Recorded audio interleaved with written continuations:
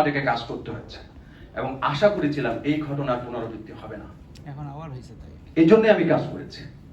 কি ধরনের পরিস্থিতি আমাকে চলতে হয়েছে যে আপনি চিন্তা করেন, প্রাইম মিনিস্টার অফিস থেকে ডিজিএফআই থেকে সম্পাদককে বলা হয় আর কিছু না, তুমি এই ছেলেকে তুমি বন্ধ করে দাও।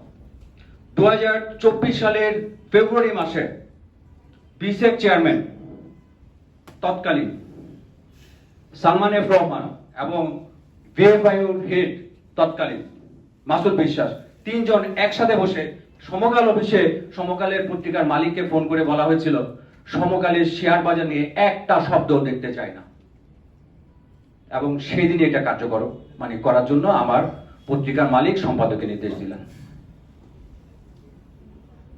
এই ঘটনাও আমাকে ফেস করতে হয়েছে। আশা করেছিলাম সেই ঘটনার পুনরাবৃত্তি আর হবে না।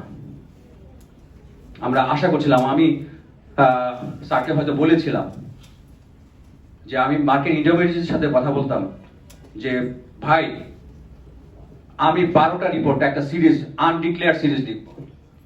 এই মার্কেটে কিভাবে ম্যানিপুলেশন হয়, কে কিভাবে জড়িত, ইভেন্ট ব্রোকার, আমি স্টক এক্সচেঞ্জে কিভাবে দুর্নীতি হয়, ব্রোকারে জাহাজ হয়, মার্চেন্ট ব্যাংক হয়, ইস্যুয়ার হয়, অডিটর কিভাবে হয়, আমি আলাদা আলাদা করে প্রত্যেকটা নিয়ে একটা আলাদা আলাদা করে রিপোর্ট করব। সর্বশেষ 12 নম্বর রিপোর্টটা দিব কমিশনে কিভাবে হচ্ছে দুর্নীতি হয়।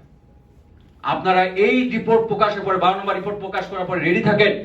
যেদিন আপনি অবশ্যই আপনারা মার্কেট যারা মার্কেটে ভালো চান তারা গিয়ে একটা দাবি তুলবেন যে আবার একটা হলিস্টিক তদন্ত হোক। ওই তদন্ত হওয়ার আগ পর্যন্ত মার্কেট বন্ধ রাখবো, আমরা মার্কেট কাজ করবো। কিন্তু আমি কাজটা করতে পারি নাই, কিন্তু ওই রিপোর্টগুলো ছাপা হয়েছে। এই ধরনের পরিস্থিতিতে আমাদের মধ্যে কাজ করতে হয়েছে। আমি আর 2 মিনিট শেষ করি। হ্যাঁ, 2 মিনিট শেষ করি।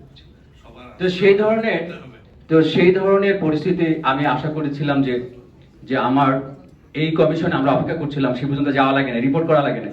সরকার বদল হয়েছে, পরিবর্তন হয়েছে, দায়ীদের বিরুদ্ধে ব্যবস্থা নেওয়া হবে, সেটা আমাদের প্রত্যাশা ছিল। কিন্তু তার থেকে বেশি ব্যবস্থা দরকার ছিল যে সংস্কার হবে। কি সংস্কার হলো? 4টা বছর হয়ে গেছে। এই কমিশনের সবচেয়ে বড় সমস্যা হচ্ছে এই কমিশনের চেয়ারম্যানের পোস্ট। এই চেয়ারম্যানের পোস্ট হচ্ছে অত্যন্ত অনক্রিটিক পোস্ট। তিনি যাহা চান তিনি তাই করতে পারেন।